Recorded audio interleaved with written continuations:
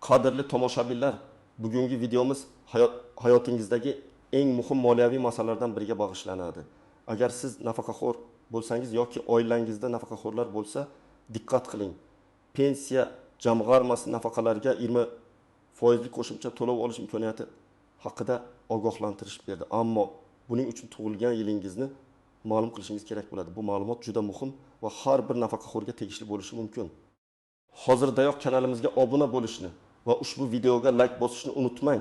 Chunki siz keyinchalik afsuslanishingiz mumkin bo'lgan muhim yangiliklarni o'tkazib yuborishni xohlamaysiz.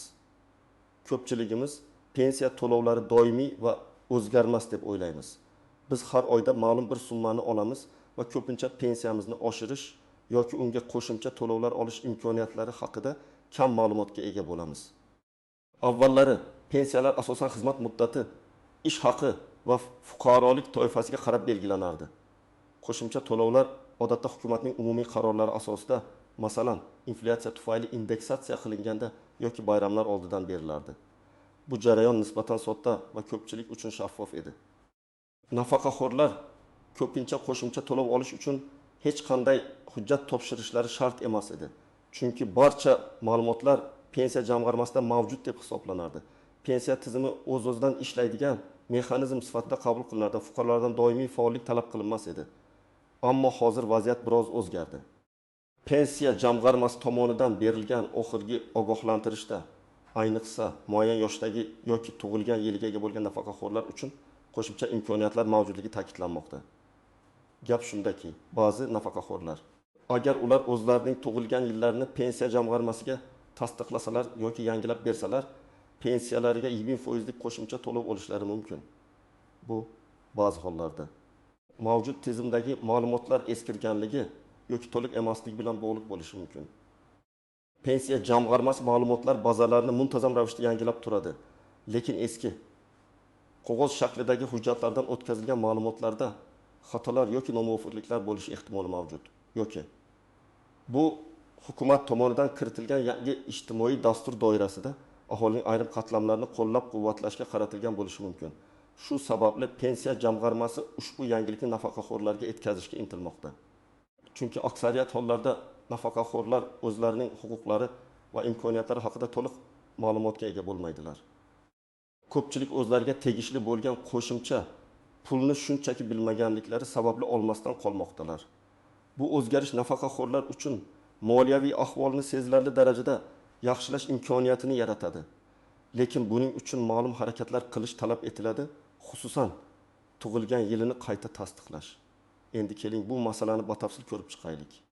Kimlar bu imkoniyatdan foydalanishi mumkin va kimlar xavotirlanishi shart emas. Pensiya jamg'armasining ogohlantirishi asosan bir necha toifadagi nafaqaxo'rlarga taalluqli bo'ladi. Birinchi va eng keng tarqalgan toifa bu muayyan yoshga yetgan nafaqaxo'rlar. Ko'plab mamlakatlarda, shu jumladan bizning hududimizda ham nafaqaxo'rlar ma'lum bir yoshga yetganlarida, masalan, 80 yoshga, 90 yoshga yoki hatto 100 yoshga to'lganlarida ularning pensiyalariga qo'shimcha to'lovlar belgilanishi mumkin. Bu qo'shimcha to'lovlar odatda ularning hayot sharoitlarini yaxshilash va ehtiyojlarini qondirish maqsadida amalga oshiriladi. Chunki keksa yoshda tibbiy xizmatlar, parvarish va boshqa ehtiyojlar ko'payadi. Faraz qilaylik, siz 60 yoshga to'ldingiz. Ko'p hollarda bu yoshga yetganingizda sizning pensiyangizga avtomatik ravishda qo'shimcha to'lov belgilanishi kerak edi. Biroq agar pensiya jamg'armasida sizning tug'ilgan yilingiz yoki aniq yoshingiz haqidagi ma'lumotlar eskirgan bo'lsa, noto'g'ri kiritilgan bo'lsa yoki tizimda biron bir texnik nosozlik yuz bergan bo'lsa, bu qo'shimcha to'lovni avtomatik ravishda ola olmasligingiz mumkin. Ba'zan ayniqsa avvalgi avlod nafaqaxo'rlarining hujjatlarida turli sabablarga ko'ra tug'ilgan sana bo'yicha kichik tafovutlar uchraydi. Shuning uchun pensiya jamg'armasi sizdan o'z tug'ilgan yilingizni tasdiqlashingizni so'rashi aynan shu sababdan bo'lishi mumkin. Bu 20% qo'shimcha aynan shu toifadagi nafaqaxo'rlar uchun joriy etilgan bo'lishi ehtimoli juda yuqori. Keling, real hayotdan misol keltiraylik. Tasavvur qiling. Buvi Azida 1953 yilda tug'ilgan va 2023 yilda 80 yoshga to'ldi. Uning oylik pensiyasi 1 million so'm. O'sha paytda hukumat ta'min yoshidan oshgan nafaqaxo'rlarga pensiyaning 2% miqdorida qo'shimcha to'lov berish haqida qaror qabul qilgan. Agar buvi Aziza pensiya jamg'armasi ma'lumotlar bazasida 1943 yilda tug'ilganligi aniq ko'rsatilgan bo'lsa, u avtomatik ravishda har oy 200 ming so'm qo'shimcha oladi.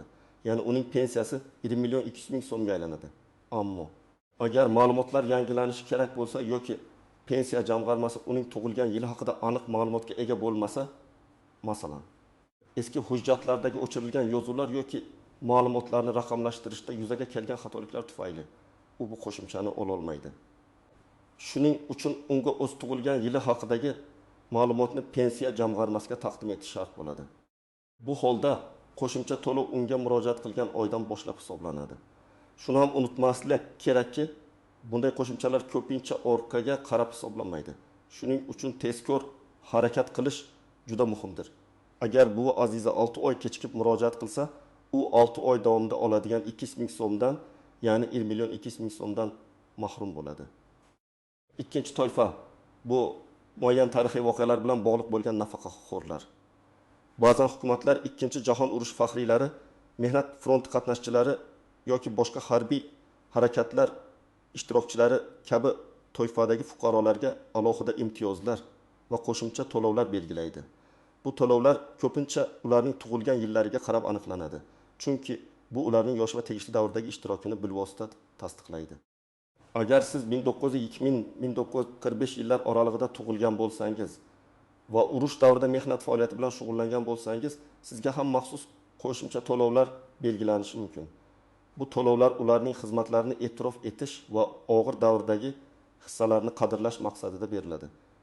Ammo bu haqda pensiya jamg'armasida ma'lumot bo'lmasa, uni sizdan so'rashlari mumkin. Misol tariqasida Bobo Rahimjon 1935-yilda tug'ilgan. U o'smirlik yillarida Ikkinchi jahon urushi davrida front o'rtada mehnat qilgan. Uning pensiyasi 900 ming so'm edi. Hukumat urush yillarida mehnat qilgan shaxslarga pensiyaning 20% miqdorida qo'shimcha to'lov belgiladi. Agar Bobo Rahimjonning pensiya jamg'armasidagi hujjatlarda uning ushbu toifaga kirishi haqida aniq ma'lumot bo'lmasa, u bu qo'shimchani avtomatik ravishda ola olmaydi. Ko'pincha bunday ma'lumotlar arxivlarda saqlanadi va pensiya jamg'armasi ularni avtomatik ravishda ola olmasligi mumkin. U o'zining tug'ilgan yilini va shu yillar oralig'idagi mehnat faoliyatini tasdiqlovchi hujjatlarni, masalan, mehnat daftarchasidagi tegishli yozuvlar, arxiv ma'lumotnomalari taqdim etishi kerak bo'ladi. Agar u bu ma'lumotni taqdim etsa, uning pensiyasi bip taqsir ming so'mga oshadi va jami 1 million taqsir ming so'm bo'ladi. Bu holatda tug'ilgan yil faqatgina bir ko'rsatkich bo'lib, unga bog'liq ravishda maxsus toifaga kirish imkoniyatini ochib beradi. Uchinchi toifa bu o'z pensiya ma'lumotlarida uzilishlar yoki kamchiliklar bo'lgan nafaqaxo'rlar. Ba'zan pensiya hisoblash tizimiga kirishda xatolar yoki hujjatlar yo'qolishi, arxiv ma'lumotlarining buzilishi kabi holatlar yuzaga keladi. Bunday vaziyatlarda nafaqaxo'rning tug'ilgan yili pensiya jamg'armasi uchun eng muhim tasdiqlovchi ma'lumotlardan biriga aylanadi.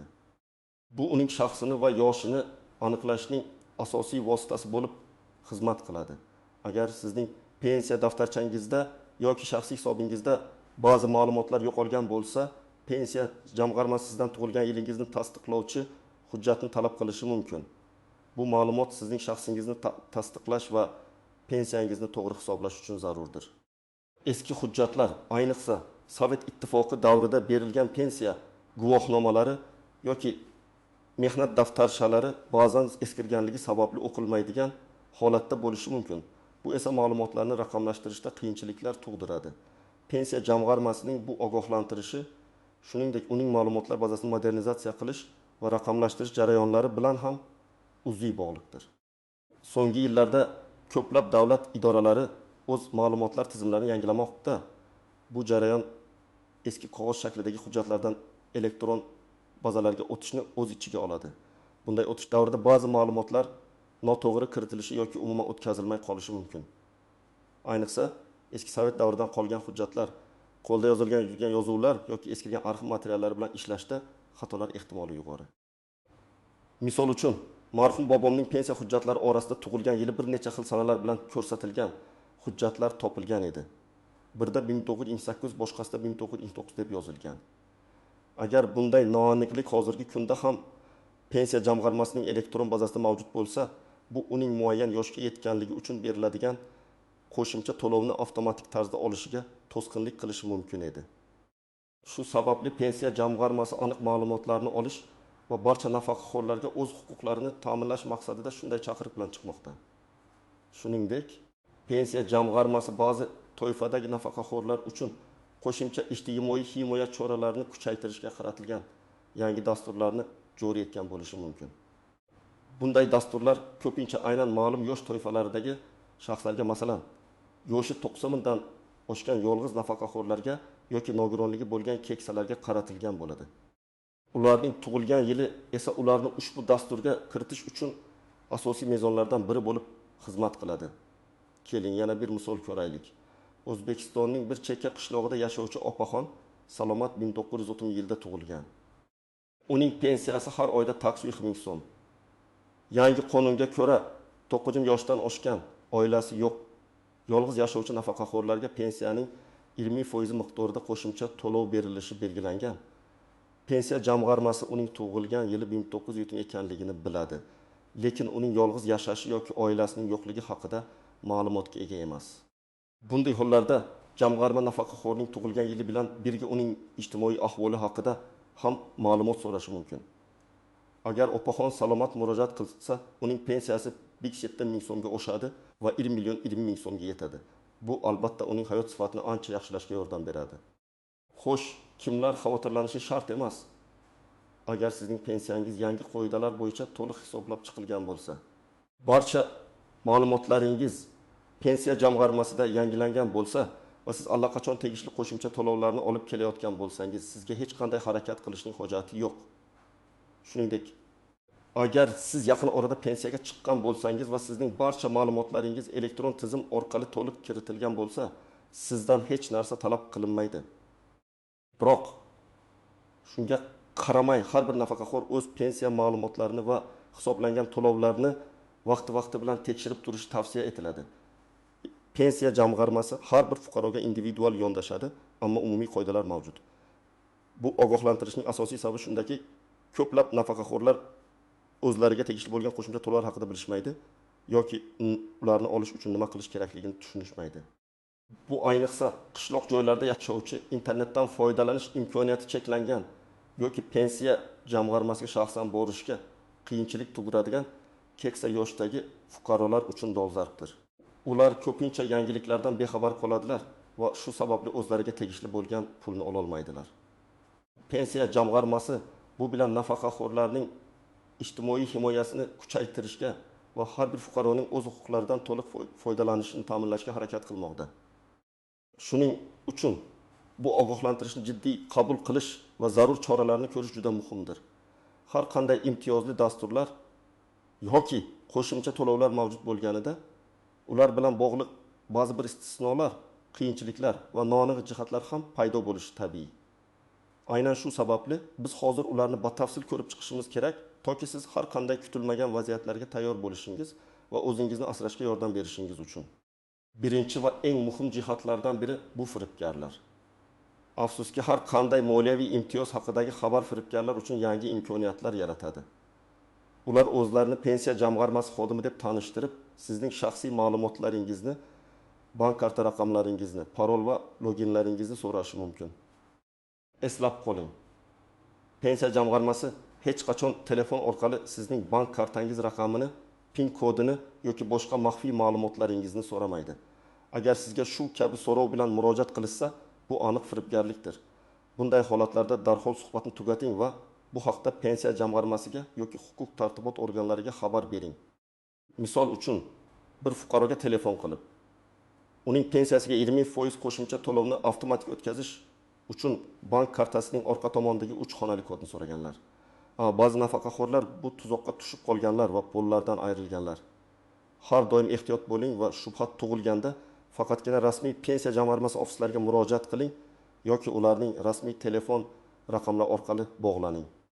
Rasmiy ma'lumotlarni faqatgina davlat idoralarining tasdiqlangan veb-saytlardan yoki ishonchli ommaviy axborot vositalaridan olishga odatlaning. Ikkinchi muhim nuansa bu hujjatlarning to'g'riligi va to'liqligi.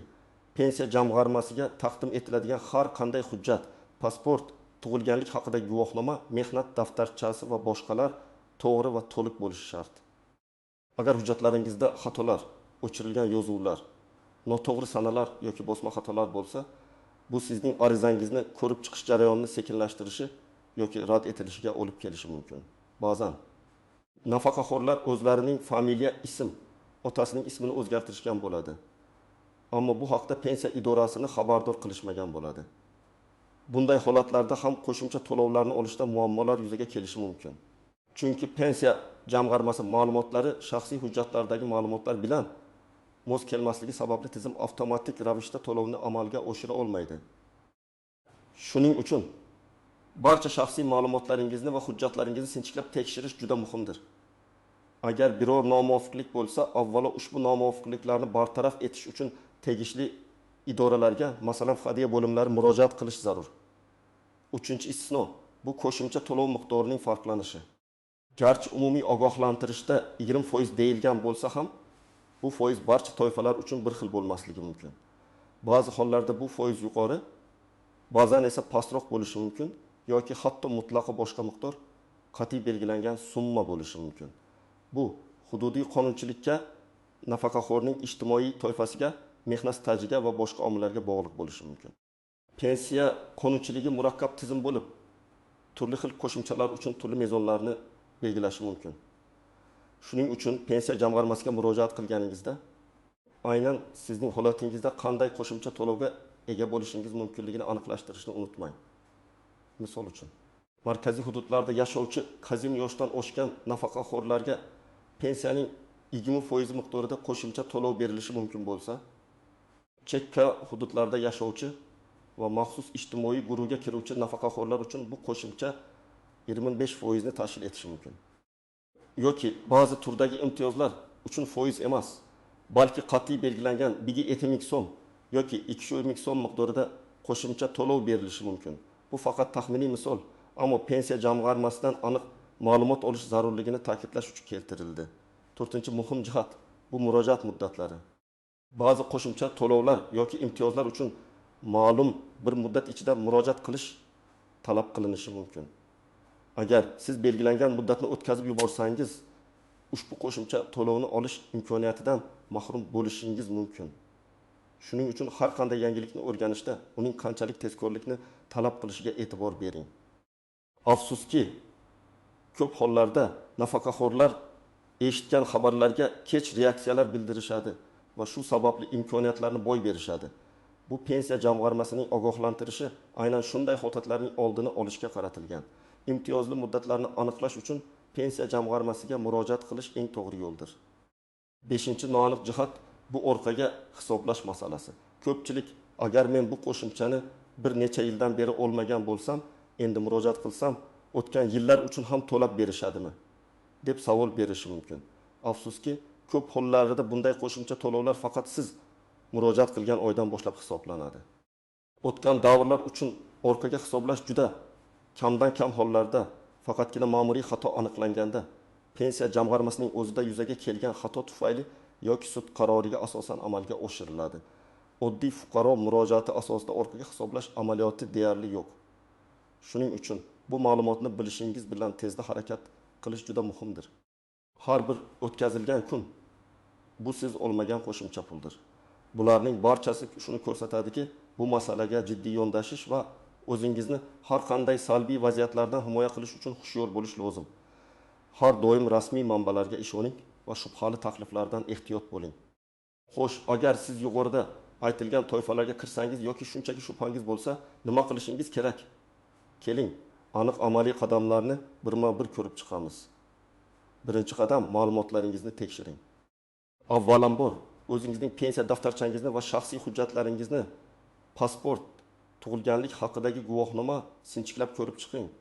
Tug'ilgan yilingiz, familiya, ism, otasining ismi kabi ma'lumotlar pensiya jamg'armasidagi ma'lumotlarga mos kelishiga ishonch hosil qiling. Agar sizda eski uslubdagi pensiya daftarchasi bo'lsa, undagi yozuvlar aniq va o'qishli ekanligiga e'tibor bering. Ba'zan yozuvlar o'chib ketgan yoki siyoh rangpar bo'lib qolgan bo'lishi mumkin. Shuningdek, agar sizda mening pensiyam yoki shunga o'xshash elektron davlat xizmatlari portalida shaxsiy kabinet mavjud bo'lsa, u yerdagi ma'lumotlarni ham tekshirib chiqing. Ba'zan onlayn tizimlarda ham eskirgan ma'lumotlar saqlanib qolgan bo'lishi mumkin. Chunki bu tizimlar ham inson omili ishtirokida to'ldiriladi. Har qanday tafovutni qayd eting. Ikkinchi qadam, pensiya jamg'armasi ofisiga murojaat qiling. Eng to'g'ri va ishonchli yo'l bu o'z yashash joyingizdagi pensiya jamg'armasi bo'limiga shaxsan borish. O'zingiz bilan pasportingizni, pensiya guvohnomangizni, tug'ilganlik haqidagi guvohnoma va mehnat daftarchangizni oling. Agar mavjud bo'lsa, pensiyangizni tasdiqlovchi boshqa hujjatlarni ham olishingiz mumkin. Masalan, harbiy bilet, faxriy unvon guvohnomalari va boshqalar. U yerda mutaxassisga o'z holatingizni tushuntiring va pensiyamga 20% qo'shimcha to'lov olish imkoniyatim borligi haqida ogohlantirish eshitdim. Tug'ilgan yilimni tasdiqlashim kerakmi? deb so'rang. Ular sizning ma'lumotlaringizni tekshirib, sizning bunga haqqingiz bor yo'qligini aniqlab berishadi. Bu eng ishonchli yo'l, chunki siz barcha savollaringizga to'g'ri javob olasiz va keraksiz ma'lumotlarga duch kelmaysiz. Masalan, Toshkent shahrida yashovchi fuqaro o'zining Mirzo Ulug'bek tumanidagi pensiya jamg'armasi bo'limiga borish kerak bo'ladi. U yerda navbat kutishi mumkin, ammo yakunda aniq ma'lumotga ega bo'ladi va shaxsan o'z huquqlarini himoya qilish imkoniyatiga ega bo'ladi. Uchinchi qadam, arizani to'g'ri to'ldiring va kerakli hujjatlarni taqdim eting.